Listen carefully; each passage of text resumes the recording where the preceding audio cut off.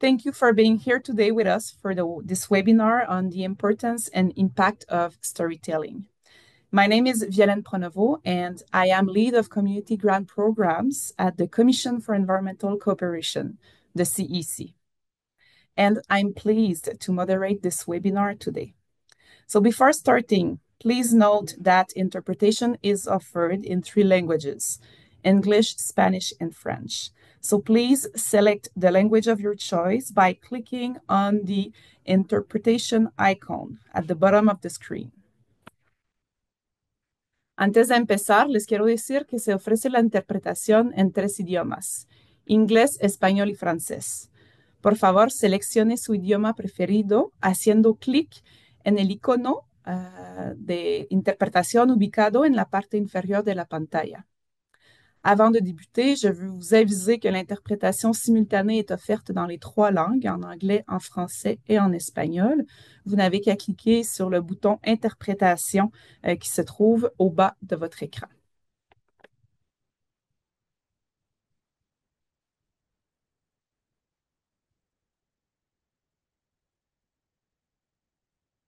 So, next slide, please. So this webinar on storytelling is offered as part of the Communities for Environmental Justice Network project, also known as the CEJN project. So this CC's project supports the creation of a trinational network to facilitate the exchange of community-based environmental justice stories, expertise, lessons learned, and resources. The network aims to strengthen the capacity of North American Indigenous, vulnerable, and/or underserved communities to address environmental justice concerns in the context of climate change. If you are interested in knowing more about the CEJN project, you can visit the CEJN webpage on the CC's website. So we are sharing the link to access this webpage in the chat. Les communautés et organisations avec lesquelles nous avons collaboré dans le cadre du projet du réseau nous ont souvent exprimé le besoin de renforcer leurs compétences en narration, en storytelling, afin de faire connaître les défis environnementaux auxquels elles font face ou que les communautés avec lesquelles elles travaillent vivent. Es lo que motivó la celebración de este seminario web, que demonstrará la importancia to show the importance of the impact of the narrative of these stories in support of environmental justice and climate resiliency. To demonstrate the power of storytelling and share with us concrete examples and useful tips. Today, we welcome 4 panelists who have a rich diversity of expertise. They will share local stories that put forward the perspectives of Indigenous peoples, youth, and women. We will have the chance to hear from Canada, Jeff Baker and Tina Elliott, both from the Resilience Institute. From Mexico, Fabiola Vázquez. From El Centro de Derechos Indígenas, Floricanto. And from the United States, Cameron Oglesby, environmental justice advocate and storyteller. We'll also join the discussion the CC's head of communications, Patrick Van Tennyson, who will share some concrete examples of the power of storytelling. So before giving the floor to our panelists, I remind you that interpretation is provided in the 3 languages. Para los que quizás ya nos están juntando en este momento, les quiero avisar que la interpretación en 3 idiomas es disponible. Solo hay que hacer el clic en el icono Interprétation abajo de la pantalla. Pour ceux qui se joindraient tout juste au webinaire, l'interprétation simultanée est disponible dans les 3 langues. Vous n'avez qu'à cliquer sur l'icône Interprétation au bas de votre écran. We also invite you to leave your questions during the presentations in the Q&A section. So the chat, I see that you are already very active in the chat. This is a good place, to be connecting between participants, panelists, etc. But please leave your questions in the Q&A. So you can write your questions in any of the 3 languages, and we will keep time after the presentations to answer them. And because we want this webinar to be interactive and we want to hear from you about your storytelling experience. You are invited to answer the poll question. Next slide. Thank you. So the question is, what storytelling methods, tools have helped you communicate environmental justice issues? So we will share your answers later on. So without further delay, I introduce our first panelist, Jeff Baker, who is lead education and knowledge mobilization at the Resilience Institute. Dr. Baker is a Métis educator and scholar who employs participatory and indigenous methodologies to explore the transformative possibilities that exist at the intersection of indigenous and Western scientific ways of knowing.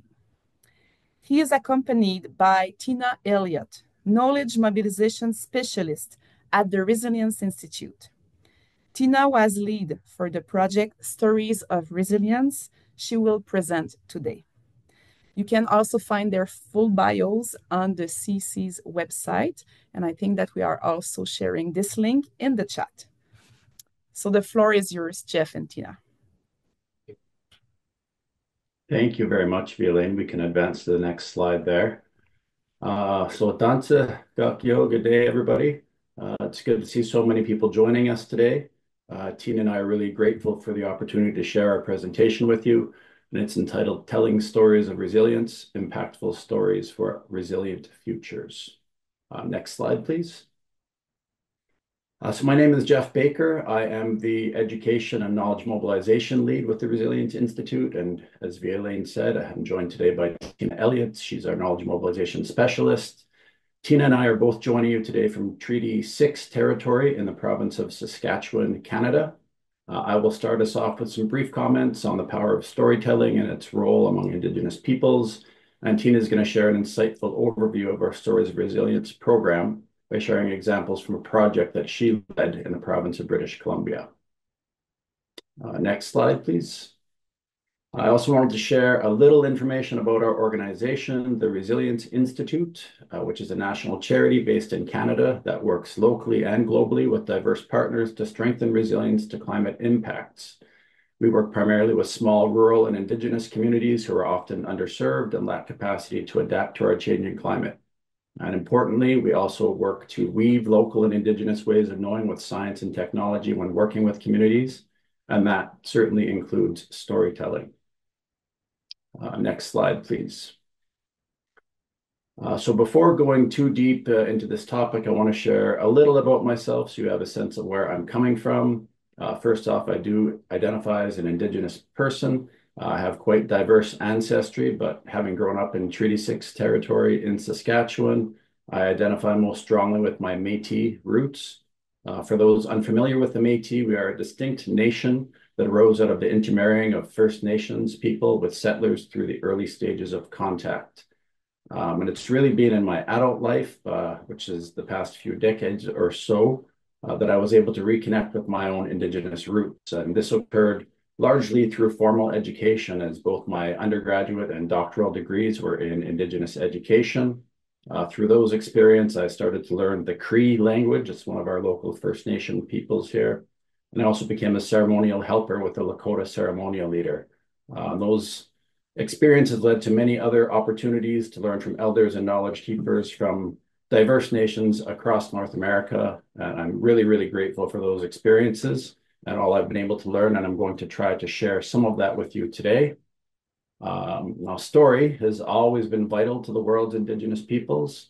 It's a powerful way of communicating and uniting, of connecting us to one another and to the places that we inhabit. I think it's important to remember that Indigenous people didn't only share stories orally. Stories were and still are also shared through song, dance, art, and in today's world, this can also include photography, videos, podcasts, and many other formats. Now, all of these are options for you to employ in your storytelling, depending on your preferences and the needs of your project. Next slide, please. So I'll be sharing a few quotes with you today. This one comes from John Moss, who is a non-Indigenous Canadian author who wrote the prologue to the book Comparing Mythologies, which is by Thompson Highway, who is an Indigenous author and playwright.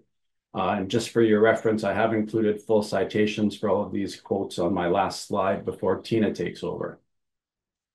So this quote reads, "Facts are only the random detritus of our lives until they are connected by story. If there is anything like truth accessible to us in the world, it must be through the ways we tell of ourselves to each other." And I really like this quote, mainly because it reminds me of my own experience slowly becoming aware of the power of stories. I have to admit that when it comes to stories and storytelling, I wasn't always a big fan. And in fact, it wasn't until I was in graduate school that I really began to appreciate and engage with stories in meaningful ways. So I had grown up, and I think many others still grew up this way, believing that science and scientific facts were the most important form of knowledge. You know, that if we knew enough facts about the world, then we could solve any and every problem that we encounter. You know, I thought that stories were nice, but mostly for entertainment and distraction. So yeah, I was naive. I was naive back then, and it was actually one of my rivals in grad school, another student in grad school, who prompted the change one evening when we were having coffee during a break in one of our classes. So it was a fairly difficult experience for me, but one I'm really grateful for, that's really influenced my life moving forward. So I've since gone on to embrace story and storytelling in my professional work and throughout my life. You know, stories have many, many functions. They can educate, inspire, heal. Maybe most importantly for our purposes, they can help to foster mutual understandings that connect us on emotional and spiritual levels that scientific facts simply can't. I should also clarify here that I don't view stories as a replacement for science or scientific facts, but as a complement to them. We really do need both. Next slide, please. So I've included a couple of quotes from the book, The Truth About Stories by Thomas King, who is a Mohawk Greek storyteller from Ontario in Canada. The first quote, "The truth about stories is that's all we are," helps to highlight the centrality of stories to our lives. For example, whenever we share or tell about ourselves, or even think about the past or the future, we mostly do that through story. Our lives can even be thought of as stories that are being written as we live. And I also want to talk about the idea of creation stories, because they really help us understand our place and provide meaning to the world we inhabit. And you know, that's true whether you adhere to Indigenous, Christian, other religion, or even scientific creation stories like the Big Bang. Now, those are all stories that shape how we see and interact with the world. Now, the second quote, "Stories are wondrous things and they are dangerous," is a little bit of a caution regarding what stories we choose to share, or I think equally important, which stories we choose to listen to. Now, I'm not intending for this to give you pause in sharing your story, but actually to try to encourage you. And I certainly believe that we do need to share our stories carefully, but I also believe that every person in this webinar has important and meaningful stories to tell. You know, everybody does. And in today's world, anytime we choose not to share our stories, we are at risk of having others share stories about us. And those stories can define us to those who don't know us. So it really is imperative that we share our stories, that we share our truths. So again, if we don't tell our stories, others will tell stories about us for us. Next slide, please. Now, my final quote before turning things over to Tina is from Thomas Berry's book, The Dream of the Earth, and I'll just read it quickly for you here. "It's all a question of story. We are in trouble just now because we do not have a good story. We are in between stories. The old story, the account of how we fit into it, is no longer effective." Now, for me, this quote provides another way of understanding our ecological and climate crisis, that the current popular narratives that position money and financial wealth as the ultimate achievement for human success are deeply flawed. Now, fortunately, we still do have ancestral stories, and we also have new stories coming too, like the ones you are all going to tell. So each of us has a role, and we can do our small part in changing that story. To close my part of our presentation, I just wanted to share a few words from an article that I co-wrote with my late father. It's entitled Learning to Relate, Stories from a Father and Son. We have chosen to share our stories because we believe in the benefits of listening to and learning from one another, especially in the context of isolation and disconnection so prevalent today. Many of us have been severed from our roots and forgotten the deep sense of relation with our ancestors, the planet, and the cosmos that have characterized human experience for millennia. In our view, this disconnection is at the core of today's intertwined humanitarian and ecological crises. The stories we share both demonstrate these disconnections and embody one possible means of reconnecting. So with that, I want to wish you all the very best in your storytelling journeys and encourage you, to share your truths. One more slide for me, please. Just have a few references for you if anyone's interested. This will be recorded, so you can look at that later if you'd like. And I'll turn things over to Tina now, but would be very happy to discuss any questions you may have at the end of today's webinar. Thank you, my relatives. And Tina, I will now turn things over to you. Thank you, Jeff. My name is Tina Elliott, and I was formerly the lead of one of our Stories of Resilience initiatives. And so I'll be sharing some information and, of course, some stories about how our program has been able to support the empowerment of others to share their stories of resilience. I really hope that you find this useful in your work and in your communities. And I also want to note before I get started that in the coming slides, you'll see some of the artworks that were created through the initiative in British Columbia. So I encourage you to look closely for the stories embedded in those artworks. Next slide, please. So at the heart of the Stories of Resilience program is the idea that a single story has the power to change our hearts and minds. And so our collective stories, if shared, have the potential to change futures. And so with that in mind, Stories of Resilience is a creative program that promotes what it means to be resilient in a holistic way.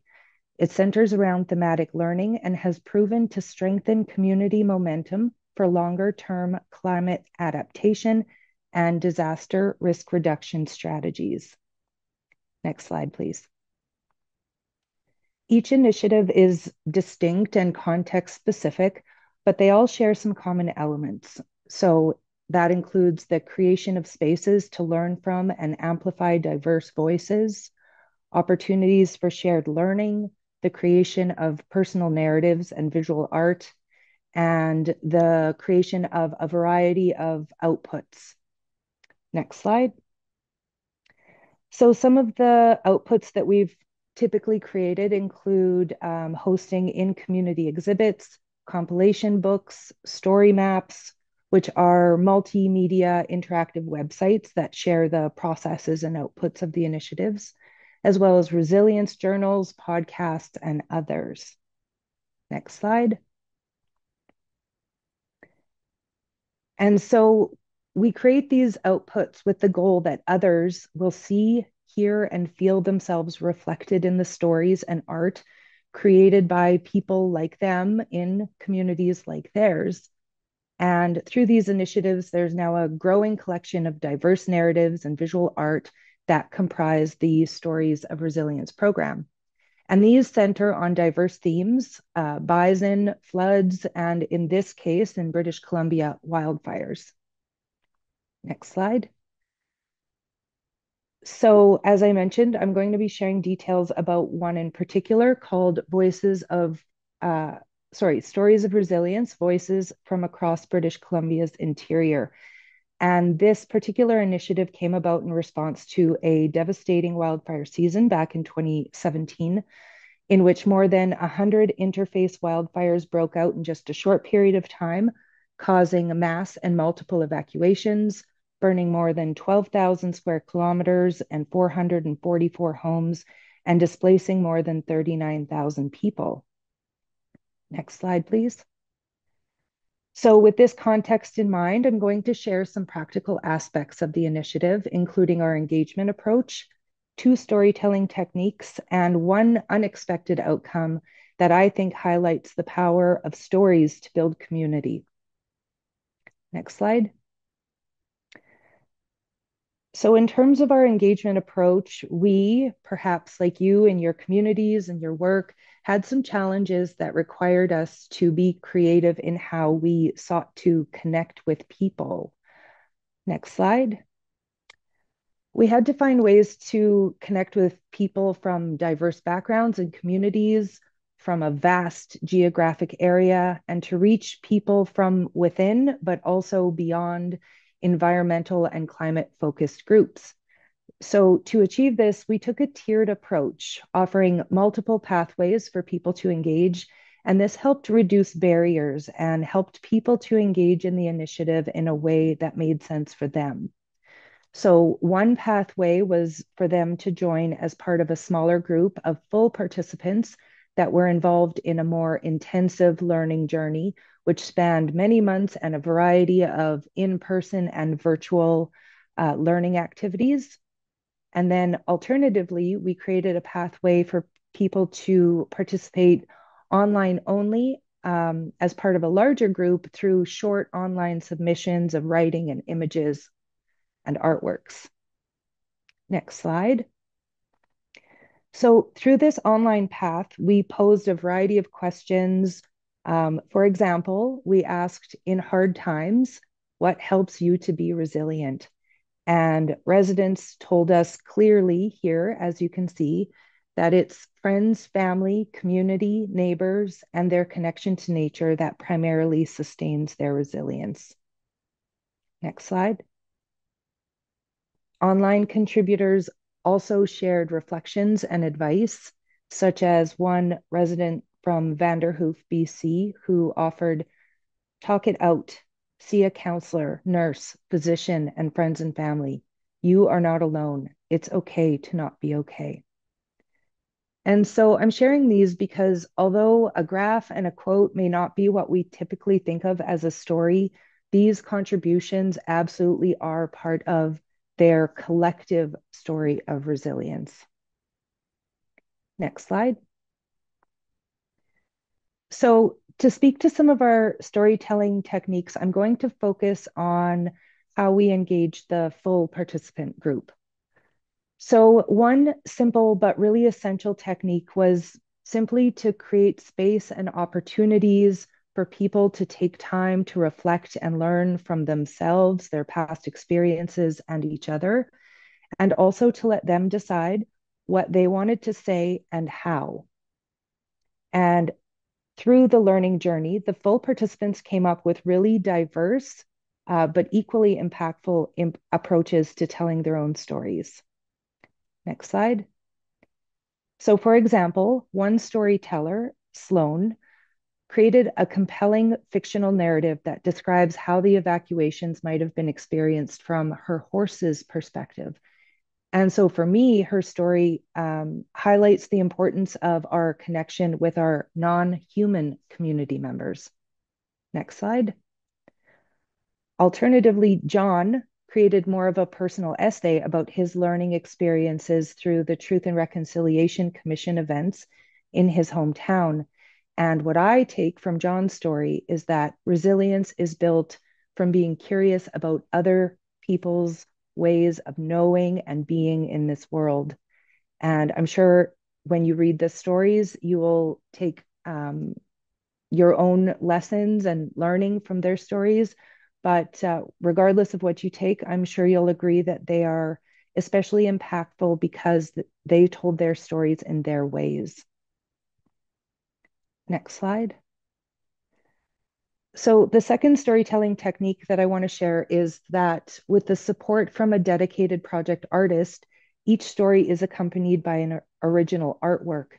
So the artist, Liz Tui Weiss, devised a unique approach to collaborate with the storytellers so that while she did the painting, the art was created from the vision of the storytellers. Next slide. So to demonstrate, Libby's story tells us of her experience working as a firefighter alongside her brother and how they lost their home in Lytton, British Columbia, to the very fires that they were fighting. In her story, she writes, I spotted a forget-me-not flower growing from a crack in the concrete. Its blue essence radiated in the interior sun. It was so simple, but so resilient. The flower was surrounded by ash and devastation and still found the strength to grow.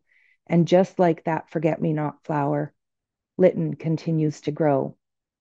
And so, this simple blue flower, present in both her story and the art, is now a powerful symbol of resilience. Next slide.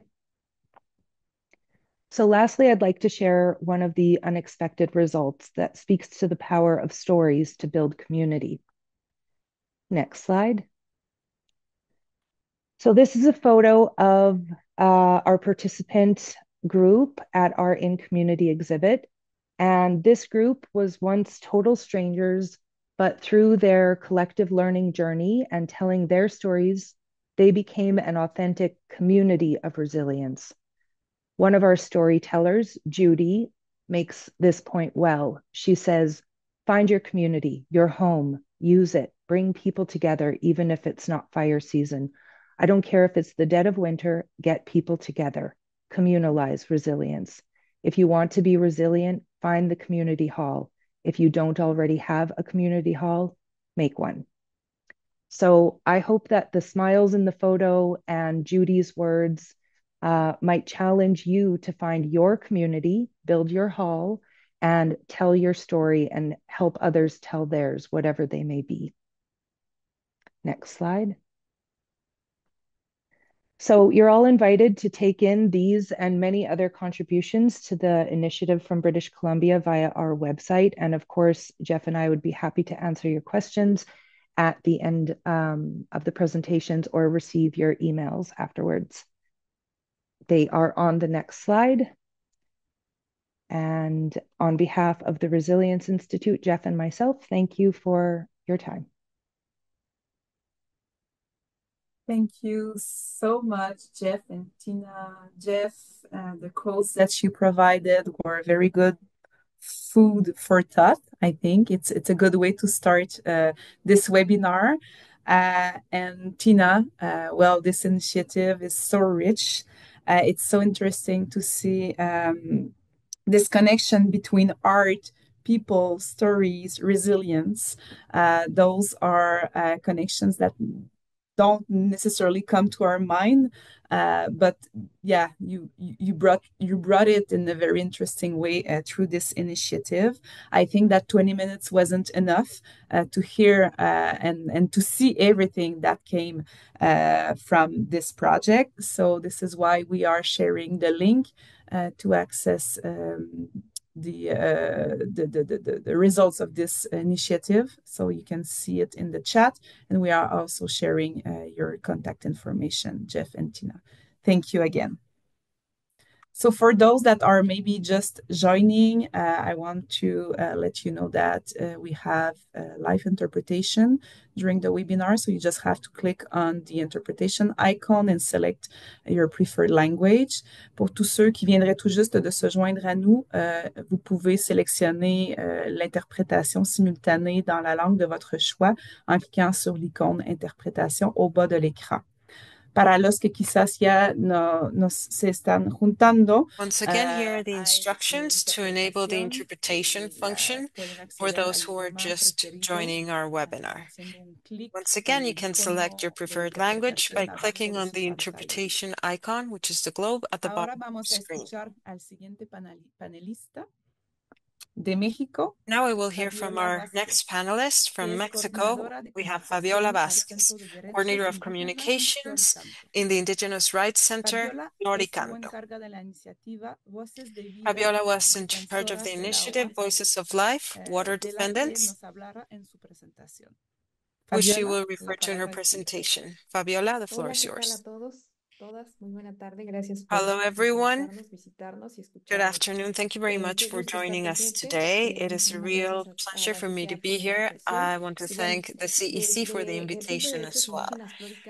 From the Floricanto Indigenous Rights Center, I would just like to mention that over the past 30 years, our organization has focused on promoting the respect and right to practice the general rights in indigenous communities, especially the right to water and land, to focus on the care of common resources. Let's start our presentation, please. Defenders of Water, Defensoras del Agua, is a local campaign from the state of Oaxaca in Mexico, which joined a nationwide campaign assisted by Oxfam, Mexico, which included the participation of women from the states of Tabasco, Morelos, Puebla, and the state of Mexico. The purpose of this was to get together to build and tell our stories in the defense of our territories. As Jeff mentioned before, we all have our stories, but they stay within ourselves and within our families, but we want those to transcend, to be heard throughout the world. Additionally, we wanted to give visibility to the challenges faced by women in the defense of our land and our common resources, and also to give value to the contributions of their work in the care of our land and the defense of water and land, and also considering that they face quite a few challenges in this climate crisis. As Flor and Canto from the state of Oaxaca, we have taken up the initiative for this campaign, which is called Water Defenders. It has a specific goal of strengthening the defense and care of water from participation and the voices of women in the central valleys of Oaxaca as an inspiring proposal that also shows the feasibility of good practices in the community for the preservation of our water resources. For this campaign, we invited specifically 4 women from the Central Valleys from different communities, each of them with very specific characteristics.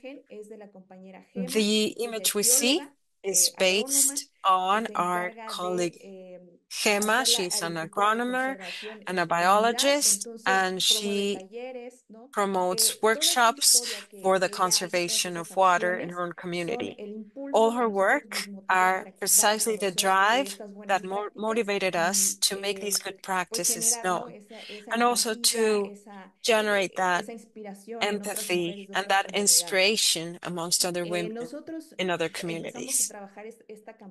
We started working on this campaign firstly with that invitation to our colleagues to learn about their context, the main challenges and problems that they face, specifically because following 2022 and 2023, we experienced quite a serious drought in the Central Valleys, mainly in Oaxaca. This has really made overall living and working in the area very difficult for everyone in the communities. Even agricultural activities became a lot more difficult in caring for their livestock. It brought about quite a few complexities. And just like Gema, we have other colleagues like Severina, Carmela, and Estela, who from their own communities have implemented actions of resilience by sharing and creating works to collect water and filter water. And in this transition, we're working towards more organic agriculture that will be beneficial for the health of our soil and our water. And we're implementing other practices to reuse water, all of course springing from the need and the challenges that they face as women, who are the most affected whenever there is a problem with water scarcity in the States. The women told us that they have problems in accessing water. They are not always located closely to a water source, or maybe this water is not appropriate for human use. So this entire context and the problems that they face are what motivated us to create this campaign. It not only gives visibility to the problem, but it offers solutions that are quite impactful. As they have told us themselves, this has helped them make their wells more abundant in terms of water volume, especially with the actions focused on water collection and infiltration. In order to give promotion to these messages in the campaign, it was very important to work on how we built these messages and also producing works of art like this poster or even videos with them giving their testimonials. We have podcasts and we also have photography. So the power of storytelling. This is a picture of Carmela, who in her own community works with her own team of colleagues working on tequio. Tequio is work that they do free of charge, where they shift about rocks, they clean absorption wells, they clean water filters, they do a lot of sanitation work. And we try to portray all that work in audiovisual means and in photography or with graphics. So all these stories try to give visibility to the challenges that the women are facing in the climate crisis, specifically looking at the problem being faced with water and water scarcity.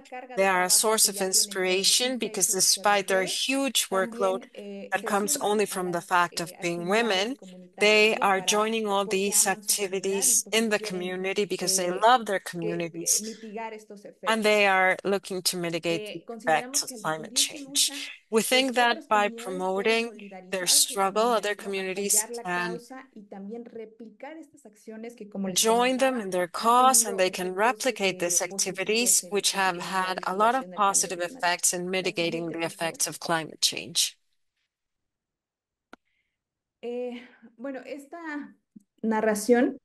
So, storytelling from the voices of the protagonists has been essential in, firstly, give visibility, as we said, to the women who are really facing the issue of water scarcity and who are in the front line in the defense of their land and territory. We want to potentiate their voices for acknowledgement of their work and participation in communities. The work of women goes unrecognized, and it is essential as well in managing water inside and outside of their communities. And finally, to create awareness around their workload. Many of them are mothers. They plant their own plots of land. They participate in the TechQ activities. They are community authorities themselves. So it's an endless list of things to do, and they're also caring for the environment. So what were the results of our campaign? Some of these results include, firstly, the exchange of knowledge and strengthening the network of alliances, which is essential to replicate these activities in other communities.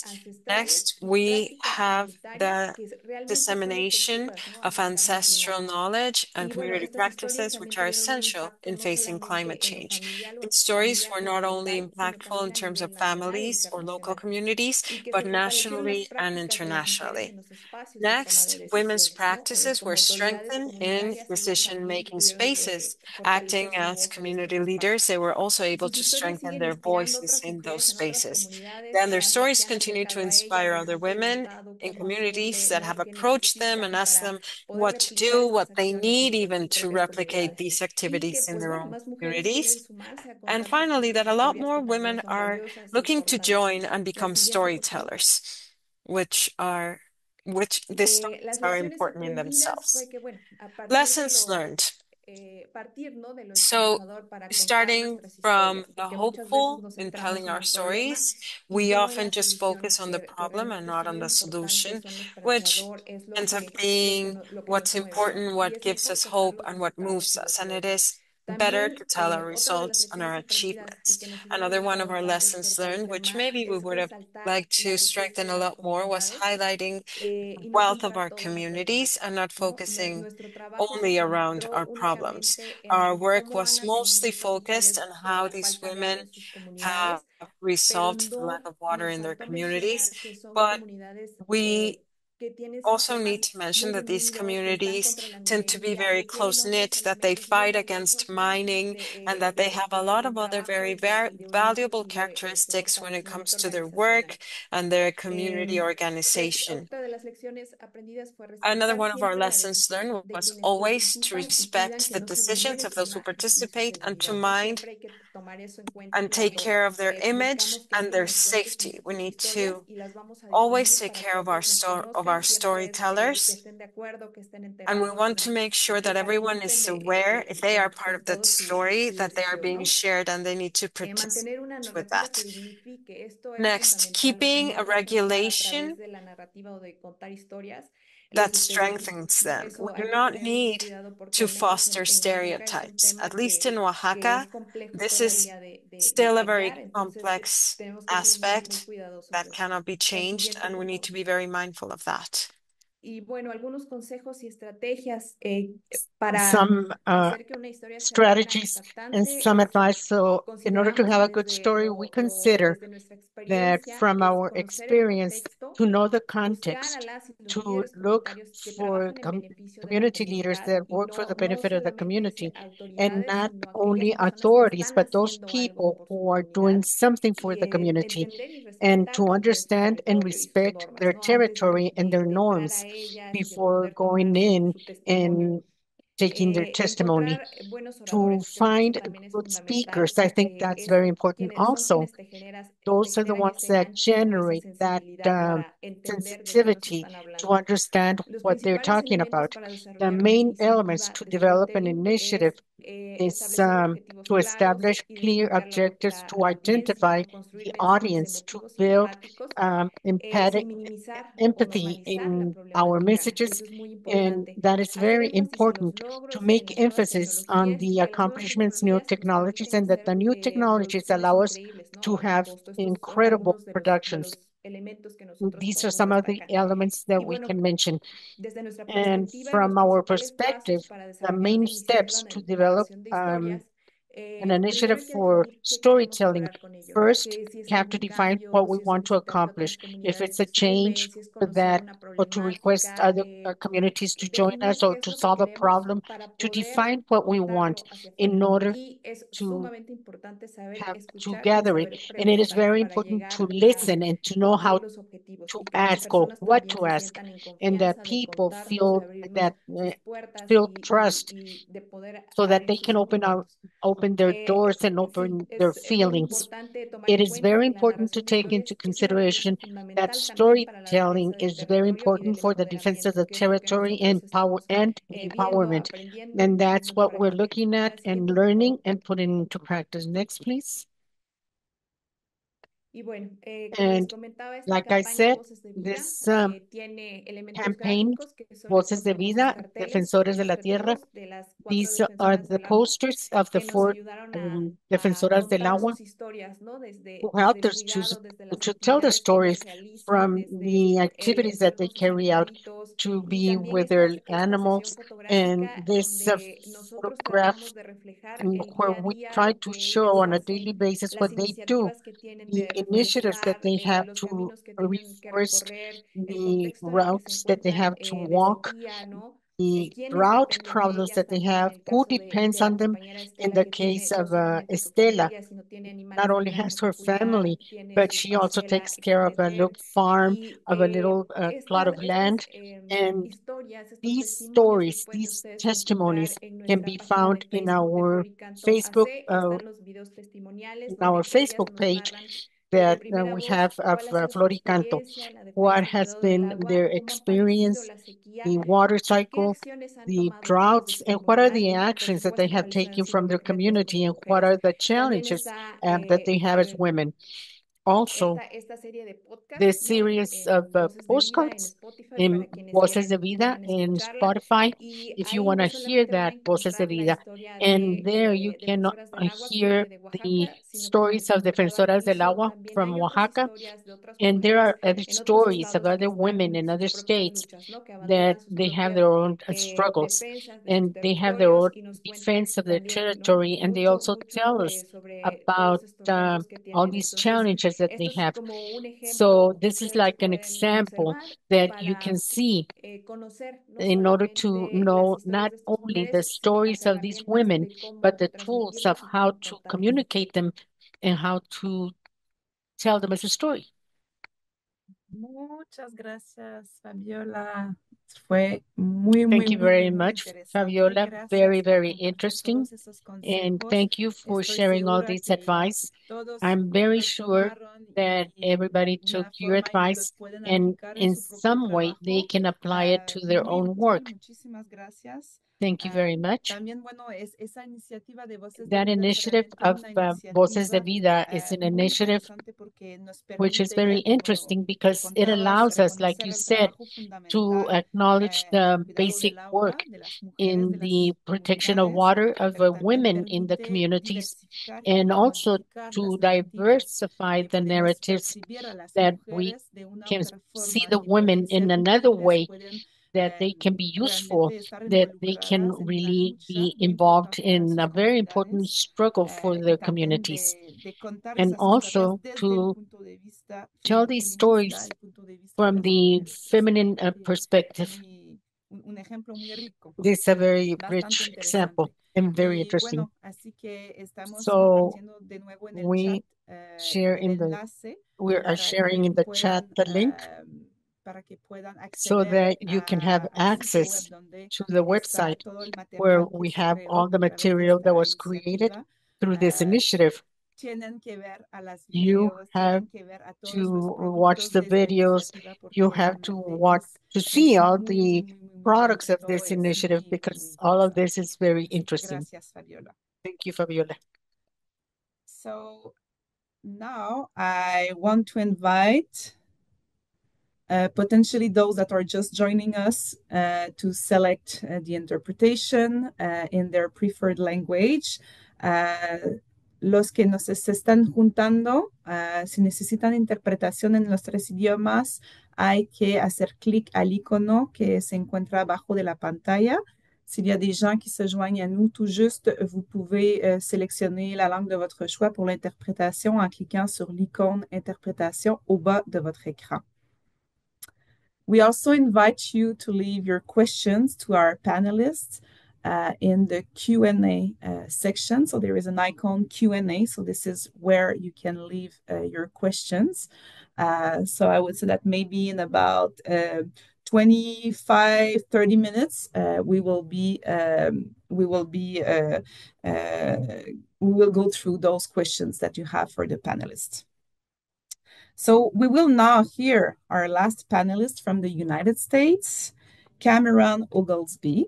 Cameron is an environmental justice advocate and storyteller. She is dedicated to recentering the voices, narratives, and knowledge of historically disinvested communities in conservation, environmental policy, and corporate decision-making. We are very pleased to welcome her today. So the floor is yours, Cameron. Awesome. Hello, everybody. Can I be heard okay? Thumbs up. Yes. It is lovely to be here. I'm really honored to be able to share space with everybody here and to sort of talk a little bit about my work. As you can see, I'm sort of approaching y'all as an individual environmental justice storyteller and advocate, not necessarily representing an organization, but happy to sort of speak to the individual actions as well as some of the collective programming that I've been able to do as a storyteller in the United States to attempt to bridge some of the gaps that I've noticed in coverage of, representation of, and just sort of the general empowerment of environmental justice communities in this country, and with a particular focus, I will say, on the United States Southeast. So if we want to go to the next slide. Just starting us off with a big, bold question here. What does it mean to be an environmental justice storyteller? And I think the last few presentations really bridged into all of the different media and opportunities and even impacts that people can have as storytellers. I'm hoping to perhaps talk a little bit about how there is overlap in the work that I'm doing with some of what they're saying, but also the sort of unique focus that the storytelling work that I do and that the organizations that I work with are looking for in the form of I'll say archival storytelling. So we're not just talking about educating the public or disseminating stories, but also preserving stories for story's sake, knowing that there is a significant need historically for the capturing and the preservation of people's narratives, their experiences, and oftentimes the struggles and the solutions that they are coming up with in community. So I welcome the group to put in what does it mean to be an environmental justice storyteller, to really think about that. And I think that it's a pretty expansive definition. I would love to talk a little bit about how I've gotten into it, some specific projects, and then some of the takeaways and the learnings that I have discovered as somebody who has not only been doing this work, but trying to uplift communities in need and teach other young people how to do this work themselves. Next slide, please. So this is just a bunch of pictures of me. But hopefully it shows you sort of the expansiveness of environmental justice storytelling. And I would love to sort of start off with an entry point, if you will. How did I actually get into environmental justice and environmental justice storytelling specifically? I think it mentioned it somewhere in my bio online, but the thought process was I am a descendant of Black farmers. My family owns farmland, about 140 acres here I live in Maryland in the United States, the state of Maryland. And the reason that is significant is because, number one, it is very rare for Black people in this country to own that much land, own any type of land. There is a significant history in this country of people losing their land as a result of systemic racism, as a result of industry, as a result of a number of issues that have gone to disenfranchise people of color and, in my case, Black folks in this country. So it is a great pride of mine to have that ancestral and cultural connection to place, space, and land in this country. But there is also sort of a modern history, if you will, of people continuing to lose their properties.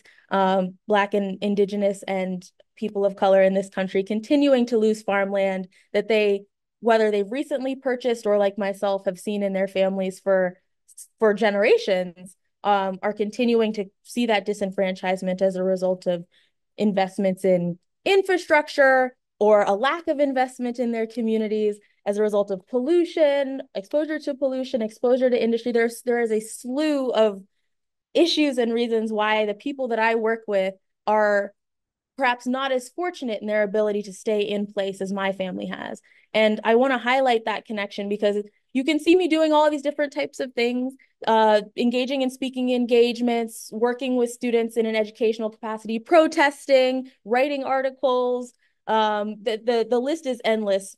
Doing documentary work, doing podcasts. I think that all of those pieces sort of come together in this larger vision of how do we ensure that the people, whether it's myself or the people I'm working with, the people who look like me, who look like the communities I work with, who have these ancestral connections, are able to put their stories into the mainstream and really ensure that they are being preserved. And I really want to reiterate that word of uplifted. I want people to be emboldened to tell their stories, to make sure that it is a part of history, because we know history tends to be written by the winners. If we're not the ones documenting our own histories, they'll be lost to time. So just the background here, I am coming to you as a journalist. I have a lot of formal journalism experience writing for several environmental and environmental justice news outlets. So telling people's stories in a way that is designed for a wider audience and perhaps designed to educate in that way. But I also have a lot of experience in less traditional and or mainstream forms of media. That includes oral history, which is something I'm hoping to dive a little bit more into with you guys, if we can go to the next slide. So this is the big project that I have been working on. It's called the Environmental Justice Oral History Project. For those who are not familiar with what oral history is, hopefully it's a little intuitive in the sense that a lot of cultures, a lot of communities through time have only, or in many cases, their primary form of passing down history has been through an oral tradition, right? And the idea of oral history in the modern age, when we have video and audio recording equipment, and we have the ability to preserve in a different way, we don't just have to use our memories, but we can really document, is to sit down and have those heartfelt conversations. We're not talking about sitting down to an interview that'll be chopped up and cut into pieces for a news article or for a podcast. We do that too. But the idea of oral history here is that we are sitting down for these long, meaningful conversations, these back and forths with people who have a story to tell. Maybe they were a part of the birth of the environmental justice movement in this country. Maybe they sort of serve a significant role in promoting environmental justice in their communities. And we want to sit down and really understand all of the pieces that went into becoming a movement leader, that went into them advocating for themselves. These are regular people in many cases who took it upon themselves to just fight back against something, some injustice. And being able to document the power, the resilience, the novel solutions that they're coming out with is the intention of just having that unedited oral history conversation. So that is sort of the big piece of the EJ Oral History Project. And perhaps that's really what I want to call out as this sort of non-traditional media form. Again, we do all types of media. We do journalism, we do podcasts, we've done mini documentaries, and we've done them in service to our communities in deep collaboration with our communities. But there aren't as many people doing oral history in these sort of mainstream spaces. And being able to capture in this sort of never before captured way, the way that people are thinking and addressing issues in their communities is really significant and really important and really critical, I think, as a different form of sharing the sort of plights and the place-based knowledge of a lot of the environmental justice communities that exist in the United States. So just to break down what this project really focuses on, we are focused on environmental justice issues in communities in the United States Southeast. This is a region in the US that has seen historical disinvestment like no other part of this country. The government has not invested in the infrastructure, in the people, and in the communities and even the ecosystems in the same way that they have other parts of this country. But then there's also this interesting legacy of, unfortunately, systemic racism that is quite pervasive in this region that has created a real, what do I want to call it, like catalyst for civil rights and social justice action in the region. The environmental justice movement in this country was born in the United States South. The civil rights movement in this country was born in the United States South. There is a reason for that. And those are the types of stories, often hidden stories of people fighting in their own communities, not for the media attention, but because they know it's right. Those are the types of stories that we are trying to get out there, knowing that they have not been documented before. Also want to add the additional level of the US South is expected to be hit first and worst by the climate crisis. So these are communities that are seeing the most pollution, they're seeing the most disinvestment, and now they're seeing all of the floods and extreme heat and all of the other symptoms of the climate crisis to a different extent than other parts of this country. So these are folks that have been hit once, twice, thrice in many ways, and who continue not to be the face of some of these critical movements in the mainstream media, if that sort of makes sense. So I would love to sort of break down some of our key partnerships as a part of the Environmental Justice Oral History Project. We have done several oral history collections and articles and other pieces that have been designed in every way to give voice to folks who have not been documented before, to help get people the attention they need to get funding, to get legal support, to gain additional capacity in their organizing efforts, right? We've been using storytelling as an organizing tactic for many of these communities. And I would love to just sort of break down a couple of the key examples, how we've been using multiple media methods to engage them. And then some of the key lessons that we've learned in those interactions, knowing that oftentimes we are young people, we are students that are entering communities and attempting to talk about something that might be very difficult for people to speak to, especially if you are not a member of that community. The one thing I want to highlight before moving to the next slide are some of the commonalities that we see in the communities that I'm about to share with you, the folks that we're working with. And that's all of them are rural. They're all located, you can see I'm very passionate about rural America, coming from a farming background over here. I am attempting to engage people like my family who you are not aware of, because they exist in sort of the backwaters and the plains and the floodplains and areas that people are not navigating as much as they might cities or urban areas. So they're all rural communities. They are all either predominantly Black or Afro-Indigenous communities. And the reason there is because we are talking about folks who even are underrepresented in the mainstream media with regard to what rural America looks like. I think there's this perception in the US that to be a farmer and to live in some of these rural areas is to look a certain way. And it's actually quite diverse. And there's actually such beautiful, deep histories of Black and Afro-Indigenous and Indigenous peoples working the land and building wealth for themselves on land that just hasn't been captured in that way. And the last two pieces of this that you'll notice are, these are all communities that have sort of longstanding fights. They are dealing with an industry, a source of pollution, a problem that has existed for maybe 40, 50 years in their communities, and they have never stopped fighting. They're actually coming up with really cool, novel solutions that sits at the center of our storytelling. We want to highlight the positives and the ways in which people are building for themselves instead of just the idea of people being victims of a system. And then the last piece is, these are all communities that they needed some journalistic support. They needed some multimedia support. We are not trying to enter communities where people don't need our help. We're not trying to parachute in and get something out of it for ourselves. We only entered into partnerships with people who actually needed that capacity and who really needed some storytelling strategy. Next slide, please. So the first community I wanted to highlight is called Piney Woods Free Union. It is located in North Carolina in a small town called Jamesville. It's right there on the coast.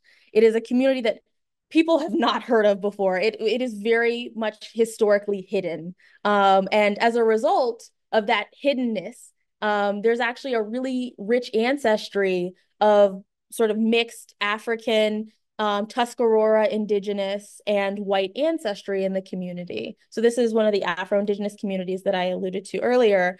These are folks who have lived on this land for over 300 years. These are Black folks who have never been enslaved. They were never a part of the slave trade, which is super rare. And this is one of the oldest predominantly Black and Black founded townships in the United States, or at least in the US South. We don't want to make like super huge claims, but they're saying that this is one of the oldest historically Black communities to exist in the Southeast region of the United States. And so this was a community that is aging. A lot of the people in this area are older farmers. They're people who are not able to work their land in the same way. And as a result, they've noticed the logging industry, people who are interested in buying up their land and their trees coming in and trying to purchase their property and push them out. And they're very interested in reinvesting in themselves and making sure that they have the infrastructure, whether it's electricity, whether it's internet, whether it's water infrastructure, some of those basic human services. They're trying to build that for themselves, knowing that they have had to operate pretty independently for a long time. So what did we actually do for them? Knowing that people have never heard of them before, and they are out there trying to seek funding, they're trying to establish something, they're trying to get their name into the papers and into the archives, knowing that people have never heard of them before, and that is not always a good thing. We were supporting them in the development of an oral history collection with some of their elders, the production of several news articles, a few of which ended up in some pretty major news outlets, as well as a mini documentary that actually won a sort of small award, and the funding from that award was able to go towards their endeavors.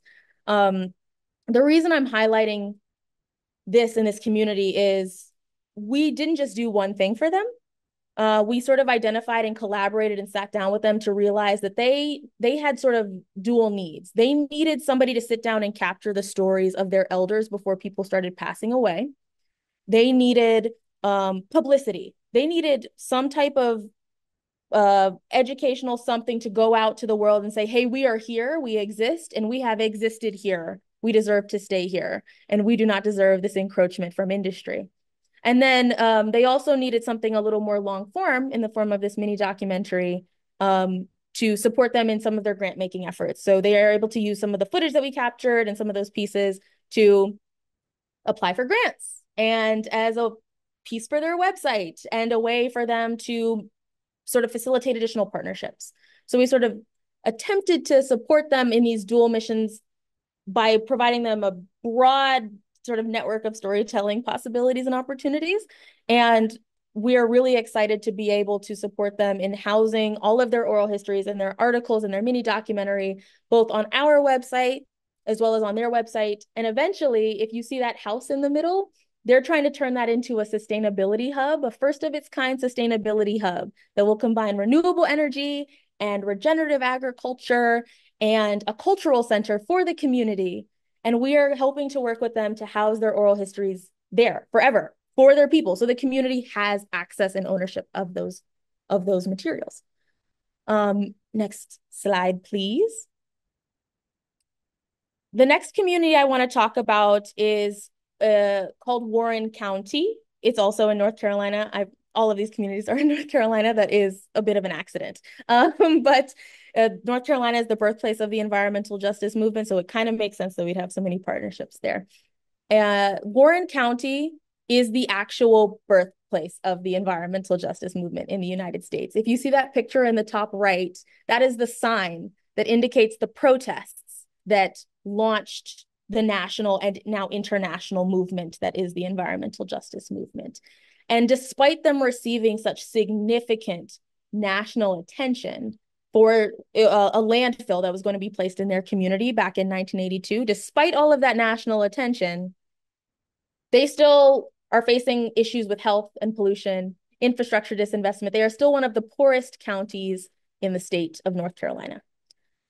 That's a little weird, right? There's some cognitive dissonance there for them to have been lauded as an example for organizing for justice, as an example of a community that was in dire need back in 1982, and a community that birthed a literal movement, and for them to still see such significant disinvestment and poverty and just a slew of issues when it comes to health and their access to resources.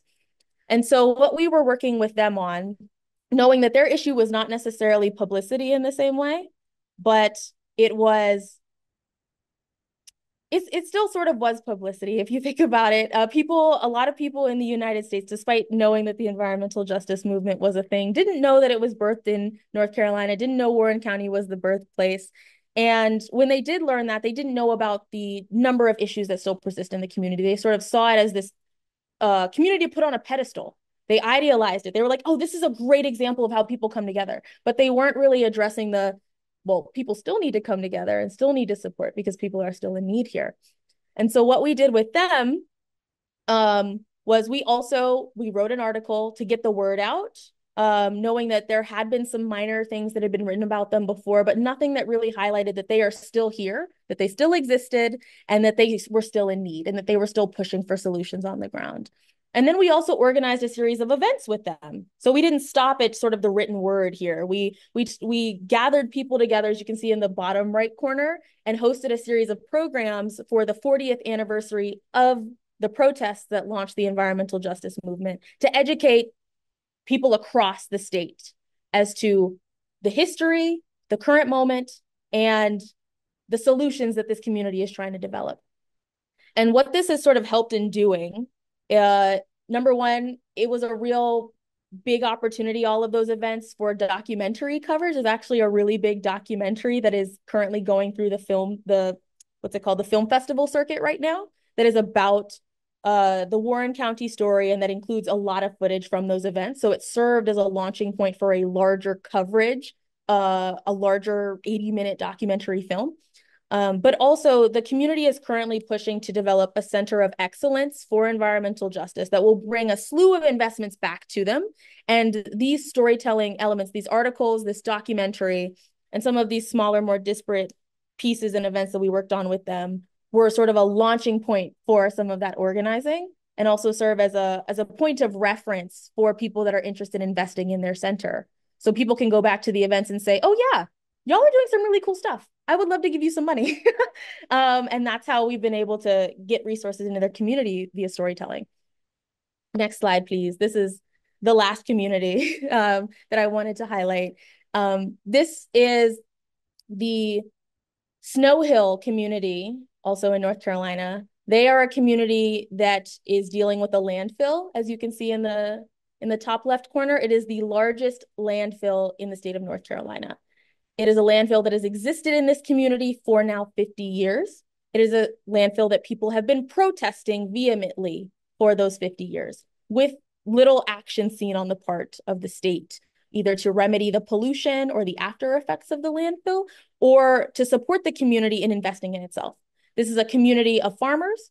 It is a predominantly Black community that has existed since right after slavery. It was enslaved Black folks were freed, and they settled down and built their communities in Snow Hill. They built their families. They built a thriving Black metropolis that was then it wasn't displaced, but the landfill was placed right next to them in a way that has since poisoned their soil.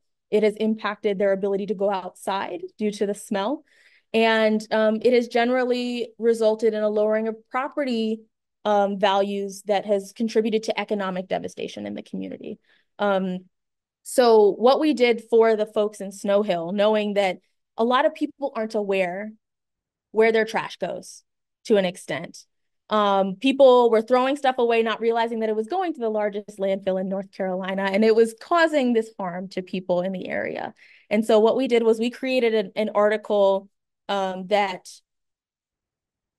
the article was a sort of larger historical documentation of what was happening in Snow Hill. It wasn't just talking about, oh, people are dealing with methane emissions and their water's being poisoned. No, it was talking about how these people have been dealing with this for 50 years. It was talking about how people have seen their parents die and have seen their children get terribly sick. And it was talking about this as a historical event, but also a modern moment in which this is a community that is being ignored. You're throwing your trash away and you're not thinking about where it goes. And it's causing this community great economic and physical harm. And the exciting thing about that article, it was more than just an article. We translated into brochures. I actually have, I don't know if people can actually see me, but I have a copy of the brochure with me. And the community has been distributing those brochures as educational materials for themselves, for their county officials, for people outside of the community.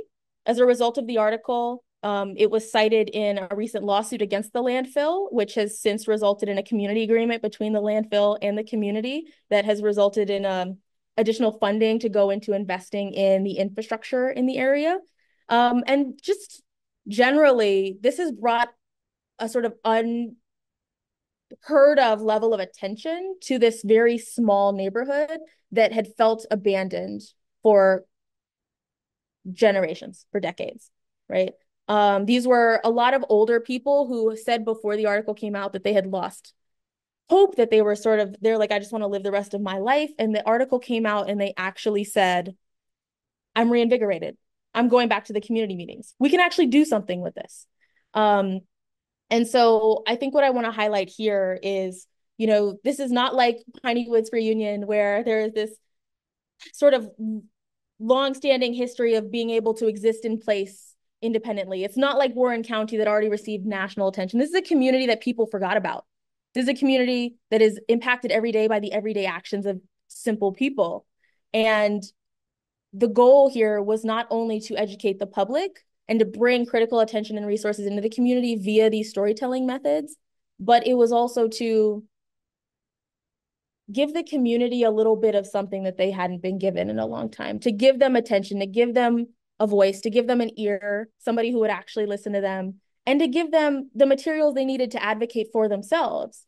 We don't just need to write an article, but we can give them a brochure and they can do the work. It's sort of not entrusting because it is theirs, but to an extent, entrusting them with their own legacy and their own solutions. Next slide, please.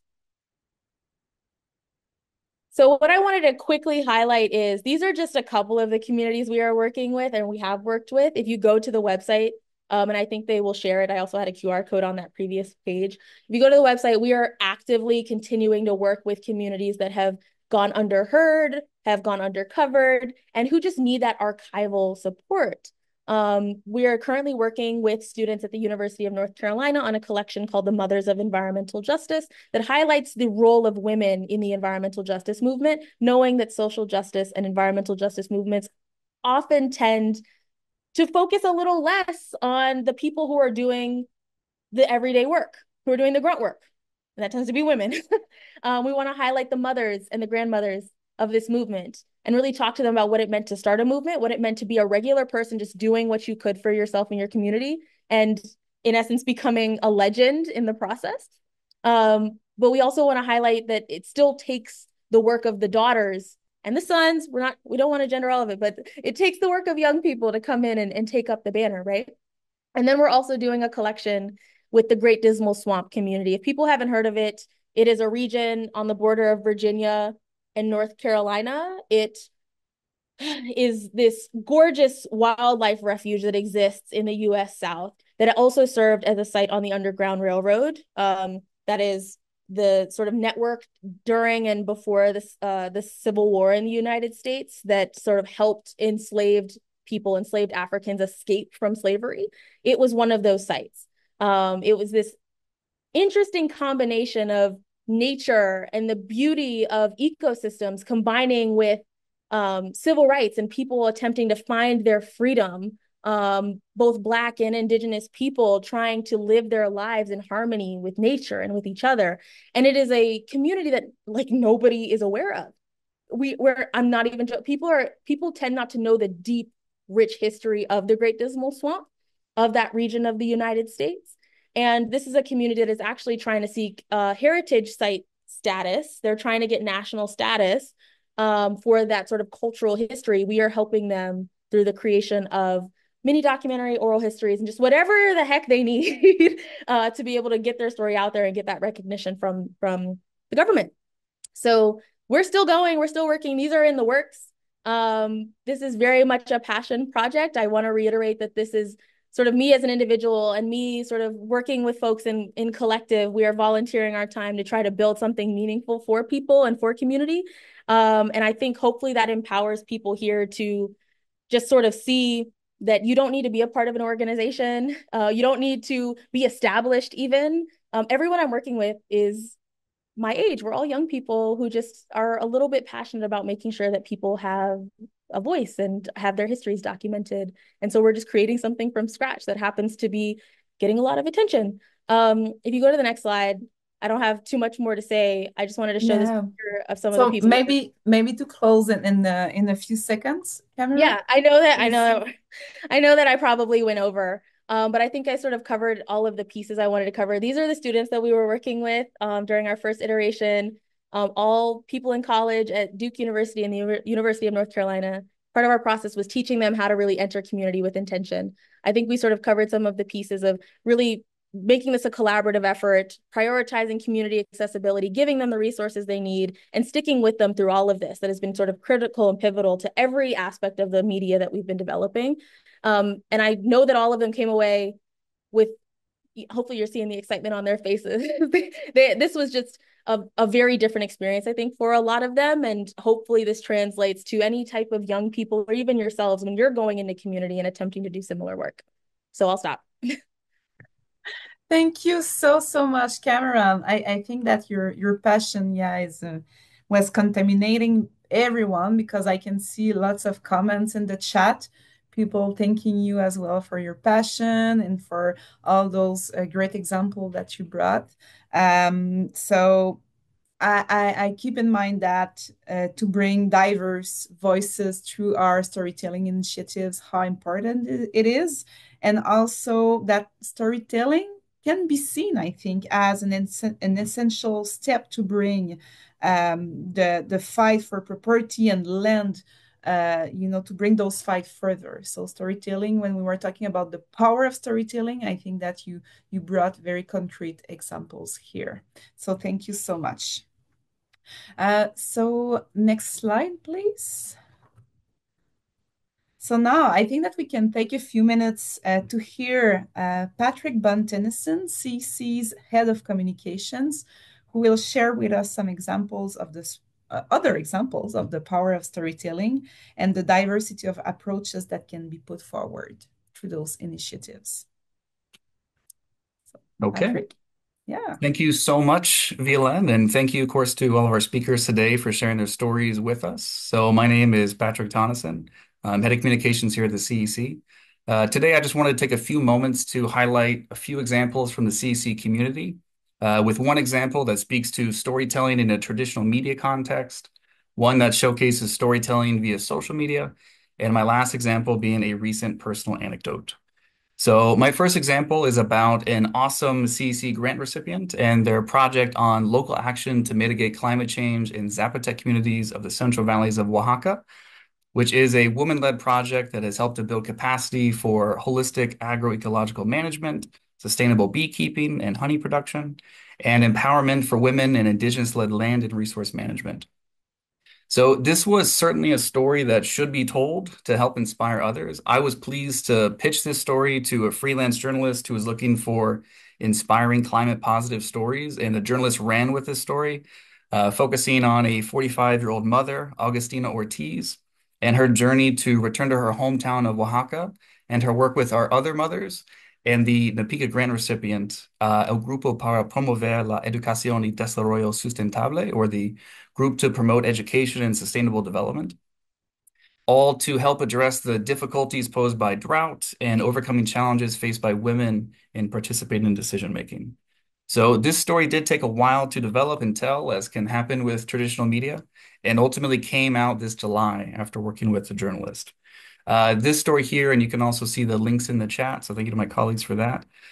This story does demonstrate how traditional media can be very impactful way to tell stories and have it reach decision makers and help raise awareness and bring about change. So this story was able to reach millions of people and go beyond the North American region as well as an inspiring example for others. So this tactic for storytelling also doesn't necessarily cost any money, as journalists normally have a way for the public to get in touch with them, and media outlets also have a way to get in contact with a producer or editor who's always looking for content and stories, particularly controversial stories that help drive engagement. So for this, it's really about helping to center human experiences, human emotions, human impacts, and real-world consequences. And journalists are always on the lookout for powerful stories of struggle, and this can be a great win-win example for you and your communities, and also for the media outlet, which is always in need of compelling stories. So if you go to the next slide, please. This next example is actually related to one of our SEM submissions, which is the Independent Submissions on Enforcement Matters process that the CC also has to help ensure the effective enforcement of environmental laws in North America and help advance environmental justice. So this is a wonderful example of a coordinated social media campaign and captured the power of raising awareness and having this story get attention online. So as you can see here in the social media post, a fairly large number of environmental defenders who opposed a major infrastructure project were out in the environment, recording videos showing themselves in limestone caverns underneath the infrastructure project, showing land clearing for the infrastructure project. So as you can see, this one video got nearly 500,000 views and was a large part of a part of a large sustained grassroots campaign. So through videos and pictures from real people on the ground showing environmental change in real time, they brought this story to life and put a great deal of pressure onto decision makers for this issue, and also translated into a number of other traditional media stories and also reactions from decision makers as well too. So once again, this storytelling tactic does not particularly cost any money. It's also something that many communities can, of course, replicate and help bring attention on social media and in traditional media and reach decision makers and policymakers to help affect change. You go to the next slide, please. So my last example is more personal and actually happened just last month when a young journalist from Mexico named Hector approached me at the CEC's event booth and told me how 2 years ago he had reached out to me via Twitter. So he had asked me for help to connect him with resources and funding for journalists. And 2 years later, this young person that I had never met, he came up to me in person and told me how grateful he was. I took my time and helped connect him, and that he had gotten the funding and was able to help tell other environmental stories. So I have to say, I was incredibly touched. And I also have to admit that I entirely forgotten about this from 2 years ago. But for me, I wanted to highlight this story too, because it exemplifies the fact that all of us can have a greater impact on others than we readily see. And then also taking the time to help others is something that doesn't cost any money. So seeing how thankful he was had a really huge impact on me, and it felt very full circle that a relatively small action that took me just a few minutes helped this young journalist to tell other important environmental stories. So for me, it was a great reminder that with our time and energy, we can all make a larger difference in our communities and in the world. So I want to thank all the speakers again for sharing all their stories here today, and I'm just turning it back over to Violaine. Thank you. Thanks a lot, Patrick. So those examples are very interesting. So it brings, more options to, all those approaches that can be taken when you start this storytelling process within your community, organizations, et cetera, and depending on the resources that you have also. So this is very interesting. So next slide, please. I would like to quickly share. Oh, perfect. I thought that we were going to another slide on the CEJN story map. If you go to the next slide, please. No, it's not there. Okay, perfect. Come back to the other slide. So I think it's a perfect moment anyway to now look at the answers that you provided to this question that we asked you at the very beginning about what storytelling methods, tools have helped you communicate environmental justice issues. So several examples were given through the presentations today. So here you can see in this word cloud other examples of tools that can be put forward, to tell people's stories, et cetera. So videos, of course, networks, pictures, social media. Story map also is one. So it can be through YouTube, testimonies. It can be through your reports. This is something that you mentioned as well, Cameron, through grant making. So this is also where storytelling can be used and very useful, et cetera. So yeah, this is very interesting to see this diversity in the tools and the approaches, the approaches that can be taken. So thank you for sharing. So not sure that we will have time, unfortunately, for the questions today. So we will invite you to get in touch with us directly with your questions, or we receive several questions that I think that we can also respond by email. We can also pass those questions to the concern, well, to the panelists that were ask those specific questions. So next slide, just very quickly. So this is an example of also another tool that we developed at the CEC. So this is part of the CEJN project that I talked about at the beginning of the presentation. So we call it the CEJN story map. So this is another way that you can present stories. So if you visit this story map, you will see that we created profiles that were aimed to tell people's stories, personal stories, but also it was a way to share resources and tools with other communities that were facing potentially similar challenges. So we will be sharing the link to access this story map in the chat. You can also access the story map directly through the CEJN webpage. So I just want to let you know that the recording of this webinar will be shared with everyone who registered to the webinar. So you will receive an email in the coming weeks with the recording of the webinar. We will also make sure that we include all the links that were shared in the chat during the session. And thank you again for your great participation. It was very inspiring to see also, this discussion that was taking place in the chat. So you were very active. I saw that lots of connections also took place today between participants, panelists, et cetera. So of course, also something important, we always want to improve our events, activities, webinars. So please, we ask you to answer the survey. So I think that we have a link in the chat also that provides you access to this survey. So we want to hear from you. You can also share ideas or suggestions that you have in terms of topics for future webinars. So thank you in advance for filling out the survey. And finally, to close this webinar, thanks to our panelists today. So Jeff, Tina, Fabiola, and Cameron. So that was very, very inspiring. I think that through your presentations, you were able to tell what I think is the most important element to be considering when we talk about storytelling. It's connecting people together and connecting people also emotionally together as a human being. So that was there. Thank you so much for that. I thanks also my colleagues that were supporting this webinar behind the scene. And thank you to our audience. Thank you, everyone.